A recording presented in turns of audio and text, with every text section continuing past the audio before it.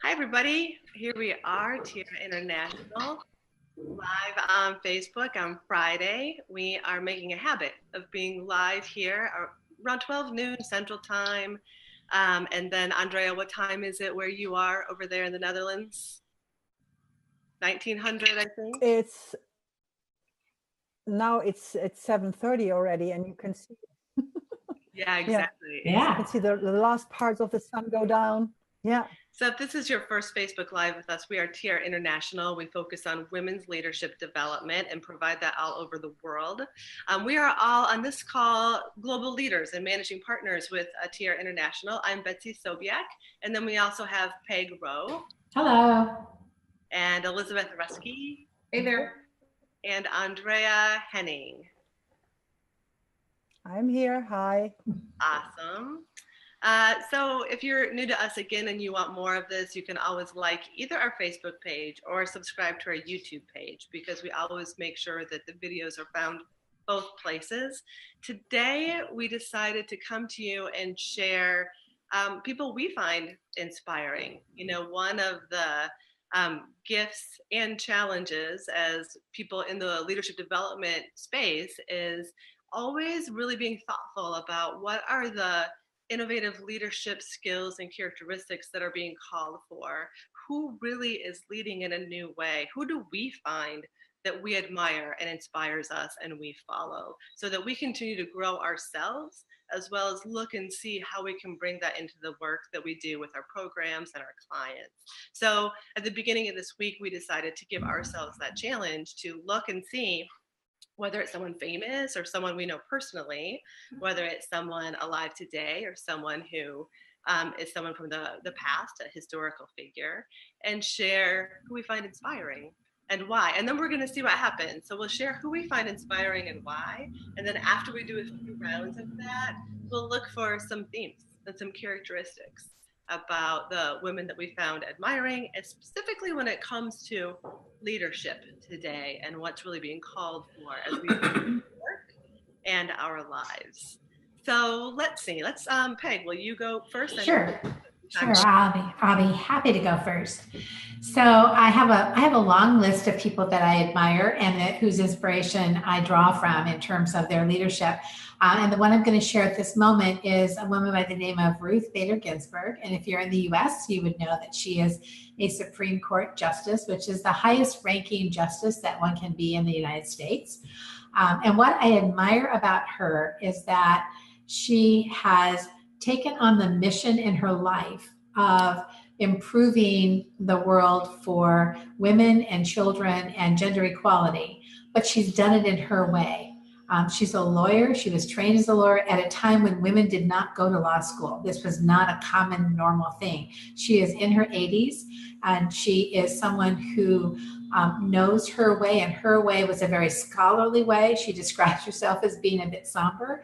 And what I appreciate is that in a time when women weren't leading, and the idea of leading in your way and finding your own way of doing it would have not necessarily been the norm. Women would have been looking to see, what are the examples of the men around me? How do they do that? And she literally went to the beat of her own drummer.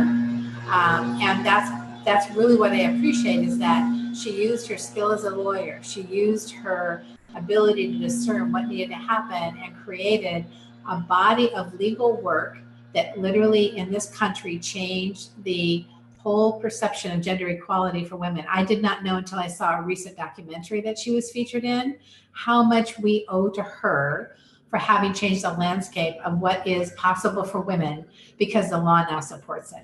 And so what I love about her in particular is that she absolutely used her strengths and leveraged them in ways that were extraordinary. She was not deterred at all by a circumstance or situation that didn't necessarily support her being successful. Yeah. And she's really made an impact in the world. I mean, a really astounding impact for someone who is actually socially introverted. I mean, she's not an extroverted leader. She's a very introverted but strong thinking person, and really has made the best use of who she is. Yeah, so, I did love that about her story. It was just did what she needed to do in her own style, yes, every step of the way, without apology, but also with drama or any of that kind of stuff that comes along with the kinds of issues she was tackling. Right. Awesome. Thanks. Yeah. Beth, Betsy, go ahead. I hope, Peg, that you will share the story, the story of the meeting with the CEO then, that the CEO had with the women around the table. That the women. Oh, well, this is when she was at Harvard Law, and she was a first-year law student, and out of a class of over 500, only 9 of them were women. And the dean of the law school invited them to have dinner, and he posed the question essentially, why are you each taking up the space that a man could be taking in law school? So when I heard that, I thought, I don't know if I would have withstood that kind of pressure. I mean, that would have had most of us kind of withering away, like, oh, wow, I'm smart enough to be here, but they actually don't want me. So I just was like, I was really blown away at hearing that story, and that every one of those women stuck it out and really made the decision that they were there for a purpose and a reason. Yeah. Right. And that's not even the worst thing. No. That No. was one of many. One of many, yes. Exactly. Yeah. Great. Yeah. Exactly. Yeah. Beth, how about you? I think I recently read a autobiography by Penny Marshall, and Penny Marshall is a U.S. Film actress and also director and producer, and she came from a very humble background. But what I love, I won't give you the autobiography about her, but what she stood for was she was one of the first women directors in film. She was one of the first women to have a film that exceeded the $100 million mark. And she was, and they were just lovely movies that she made. And the thing I love really when I was reading that was she was really kind of a quirky person. She was from New York. She was raised in New York, I think in Brooklyn, if I'm correct. And she was from a kind of a quirky family too. And she said, there are times where I just wanted to forget I was part of this group or this family, but they were me, and I had to find a way to actually bring them with.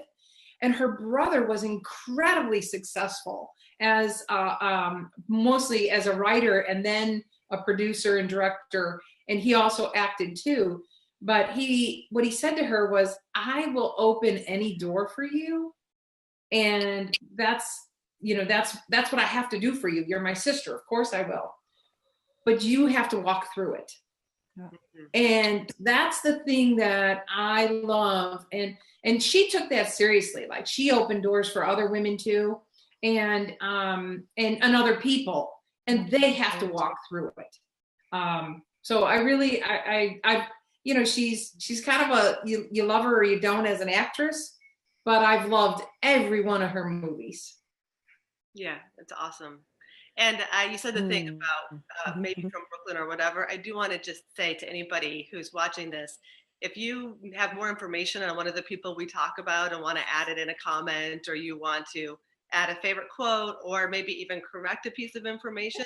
I don't know where Penny Marshall is from, so I think you're probably right on that. But this isn't necessarily in-depth research. It's more heartfelt, who we love and why. And I love that thing about the door opening and then walking through, because that's like a partnering way of doing that. It's not like a patronizing way of doing that, but yet knowing that sometimes that's what it takes to give people a chance. Yeah. How about you, Betsy? Yeah. The first one that I'll share is one people have probably heard me talk about before if you've been on these calls with me for a long time through Tiara. It's Julia Child. So and I'm going to pull up a picture. I'm going to share my screen. We'll see how this goes on Facebook Live. I don't think we've done that before, but it's always an adventure. And with Julia Child, she represents to me a lot of different things. I mean, I feel like she was a lifelong learner. Most people don't know that she didn't learn to cook until she was in her late 30s and 40s. And in fact, that cookbook that we all say, is just her cookbook wasn't published until she was 51 years old. So I love that it was just a continual adventure in terms of how she approached her life. Also with like the being on TV thing, that never happened before. And she just did it. And she did it in a very genuine way, obviously with a lot of humor and pioneering like that. She also had a really great and unique relationship with her partner and her husband. She lived in Paris, which has always been a dream. But really, if I bottom line it, it's about just that lifelong learning, that willingness to always ask yourself, what would I love to do next? Am I willing to do it? And then doing it with just a sense of humor, not needing to be perfect along the way, and just being like totally herself every step of the way is what I would say. Awesome. Yeah. How about you, Andrea? Yeah, so when we first were contemplating these questions, what came to my mind was really an untold story of free spirit and emancipation. I also want to share the screen because, so let me see if you can see it here. It's actually the story of the medical mission leaders. If you Google them, you will see that huge part is stationed in the Netherlands, but they have been all over the world. They have been in development work. And actually, I have met a couple of these women, and I'm especially thinking of two of them that I have had this privilege to coach them when they were in their late 70s already. They've turned the corner of 18 right now. And they had such a strong calling and didn't want to get married, didn't want to go through the quote unquote normal path of a woman, and they choose to enter the church not because they were very religious, but because they had this strong calling, and with that there was an opportunity that they could do something other with their lives, and it was not an easy path either, because you could not count on, even if their things were promised, they had to wait and they had to be humble, and they had to be they didn't know for sure if it was granted to them to go abroad and follow a study. And I've also met this one woman called Magda, and she's actually a surgeon. I don't know how many surgeons in her 80s you will find on this planet. I don't know much, and it was such an extraordinary story how she followed her calling and how she made it work. She sacrificed a lot for it. So it was a very single focus. She sacrificed a lot, but she just it was against all odds. And the stories that these women have, it's amazing. Just look at a couple of these pictures where they just have been. And also another thing that is really inspiring about these, this is more how they look like right now. What is inspiring about these women is that they have created a community also for themselves. So they weren't lonely once they were out there with a couple of people far away in a foreign country.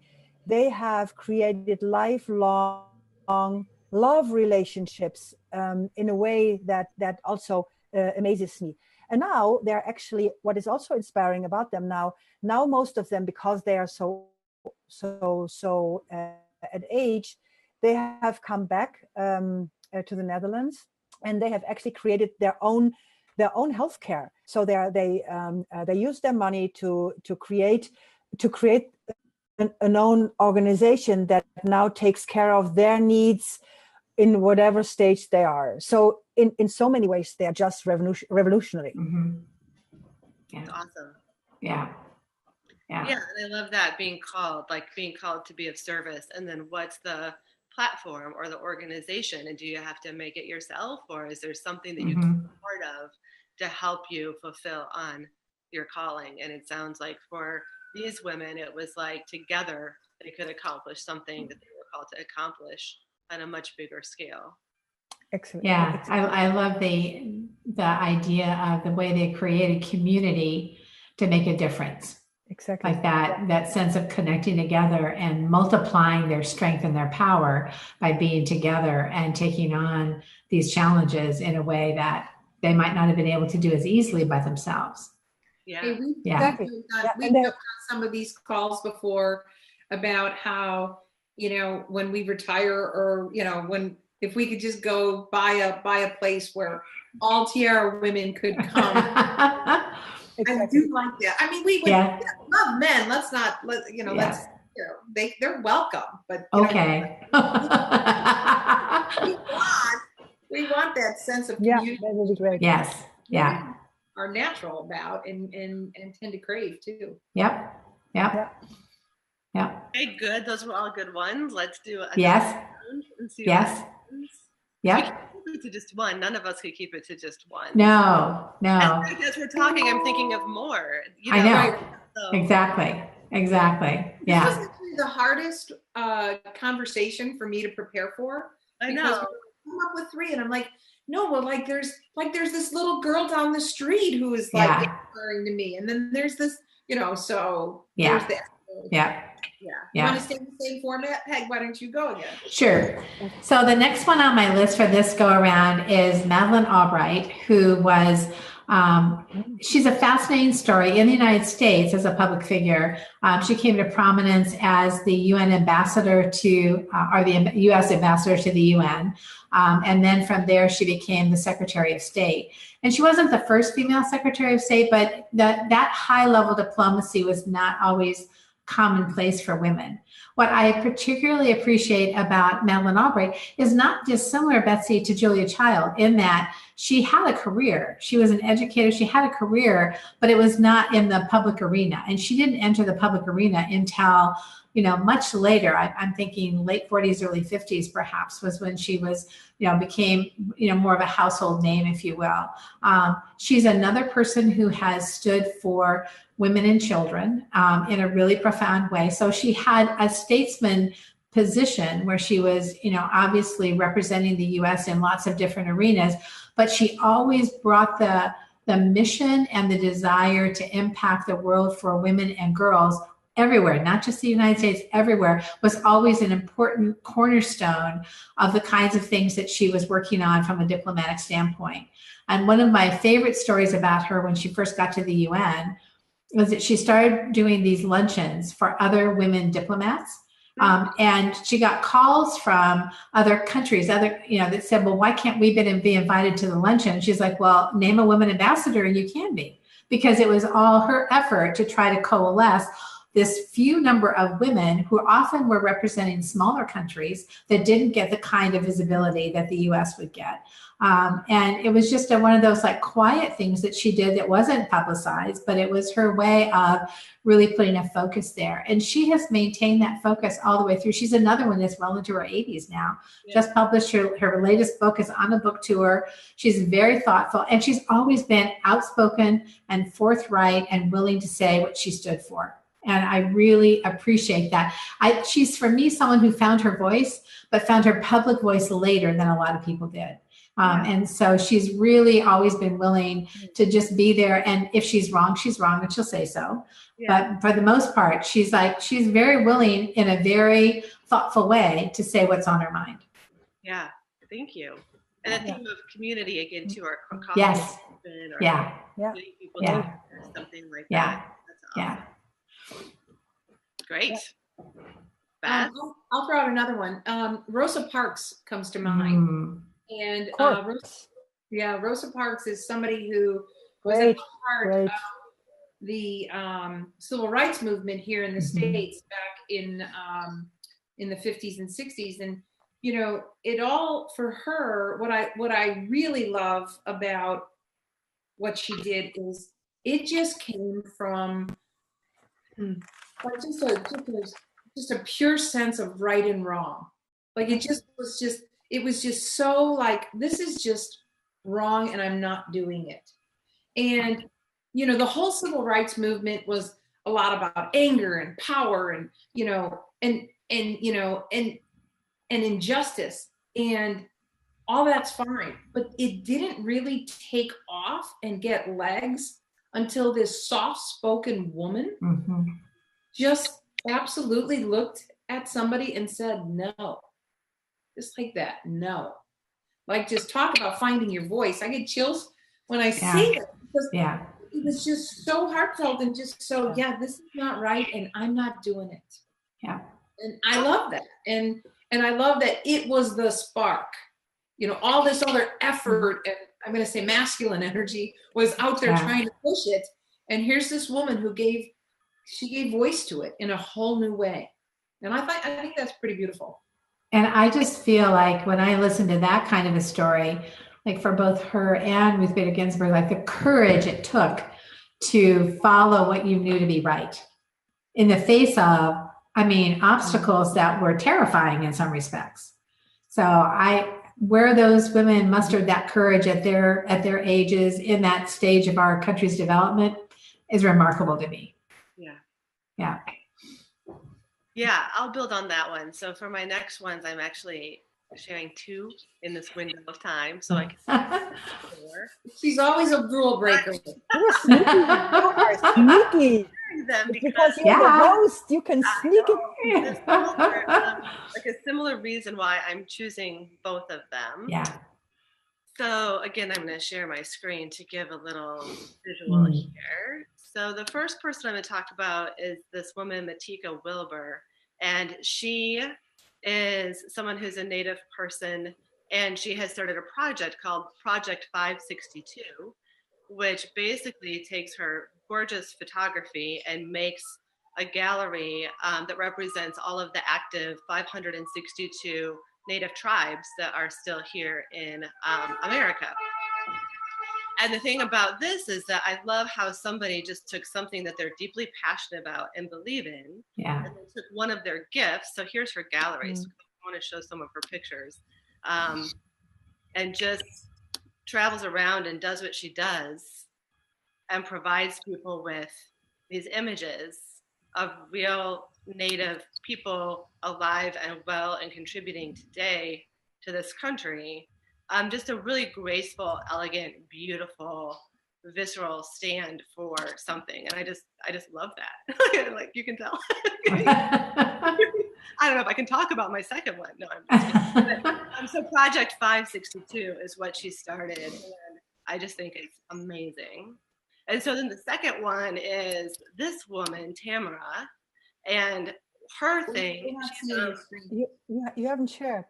Oh, I didn't. We can't see that one? No. Okay, so let me go back here. Oh, did I not share before? No, we're waiting for it. You built it up. There we go. I thought I was sharing. So this is Latika.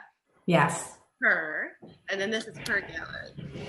Oh, beautiful. I didn't know. I didn't click the share button. I know. Beautiful. And if you can see the website, it's just project562.com. Couldn't you just look at those all day? Yes. And then below each one, when you go to the site, it tells you who they are. Oh, lovely. What they do and where they live and what tribe they're in and what their mission is, what they're committed to. So for each person that she photographs, she really makes it real as to who they are and why what they're doing today, which is just really awesome. So she's another one who's giving voice to their stories. Exactly. And that's one of her primary gifts. It's also been handed down from her ancestors as being a storyteller. The way that she's continuing that tradition of telling stories, but also bringing herself to it by capturing these people and their stories. Right. Fantastic. Right. So the other person is this person. Can you still see my screen? Yes. Yes. This is Tiara, and she started a movement on the south side of Chicago. So she lives in a neighborhood next to my neighborhood, because I live on the south side, but not exactly in the same neighborhood. And would you restate her name? I missed it. Yeah, it's Tamara, and she started basically a micro community movement where moms, and you can see in her statement here is, I'm not an activist, I'm just a mother. And basically she just decided that there was too much violence on the block where her kids lived. So she got other moms together and they just set up camp in a vacant lot after school in these visible bright pink shirts and just decided we're just going to be seen and we're going to see our kids and we're just going to claim space that's in our neighborhood that nobody's using, and we're going to use it for community. And then she just got more people involved. This started only about 3 years ago, like in 2015. And since then, it's been really acclaimed for the results, because on those blocks where they have moms that show up, and it's expanded to be more than moms. It includes men, it includes neighbors, it includes anybody who is willing to show up. But whenever there's been like this vacant space in a community and people fill it with community, it actually just stops the violence. So it's small, it's visible, it's meaningful, and it's simple, and it makes a huge difference. So it's also a really great model of someone who just like believes so deeply in something and just did what they could do, and then let it, grow from there. Good for her. Yay. I know. Yeah. So thanks, Betsy, for sharing that. And before I share my new one, I really would like to address how touching it is to share what deeply inspires us. And this is actually a huge part of our Tiara model, like being connected with the source of inspiration. And even the people that we are calling out today, there might be some people thinking, but I don't like her, or whatever, or but she's not only that, she's also that. And that's not the point. The point is, it's like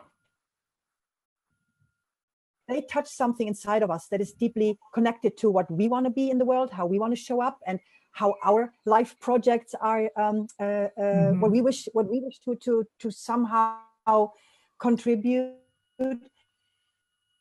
And it's so great to just listen to each other's inspiration, not from the place of, do I like that, or do I find her also inspiring, but from the place like, what is that is so inspiring for you, and your passion just shone through so beautifully. So that I think like I need to call that out before I share my new.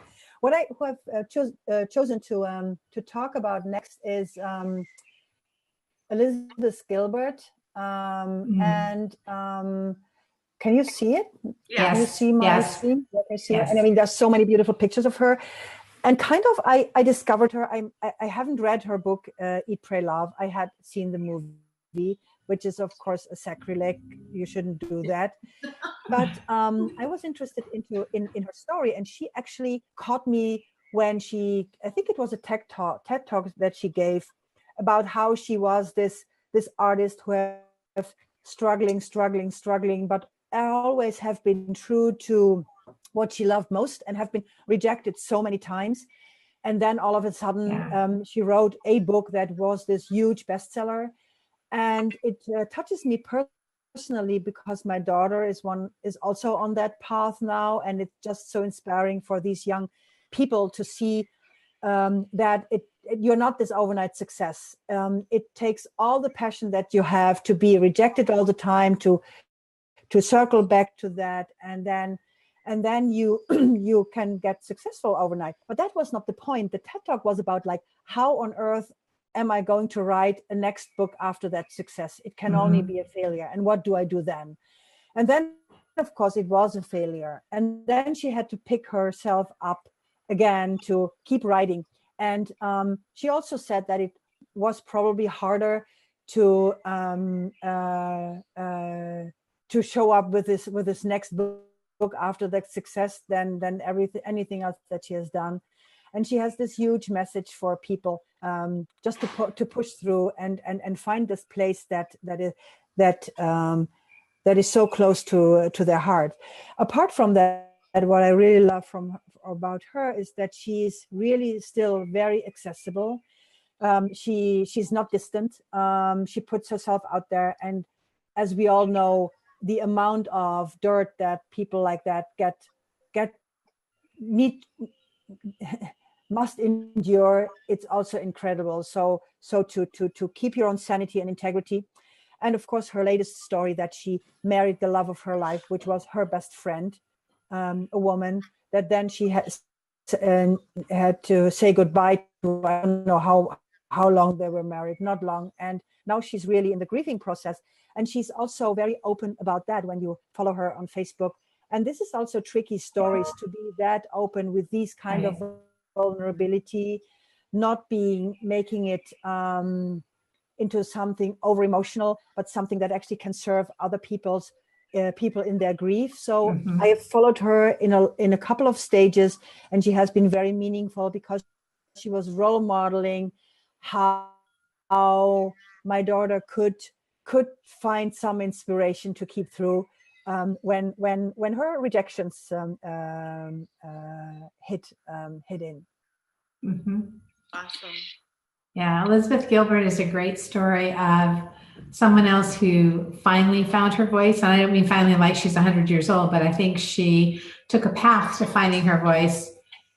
And she stands for me for resilience and that ability, again, to really put a stake in the ground and weather, the criticism and the critique and stand true to who she is in ways that are really profound, really, really profound.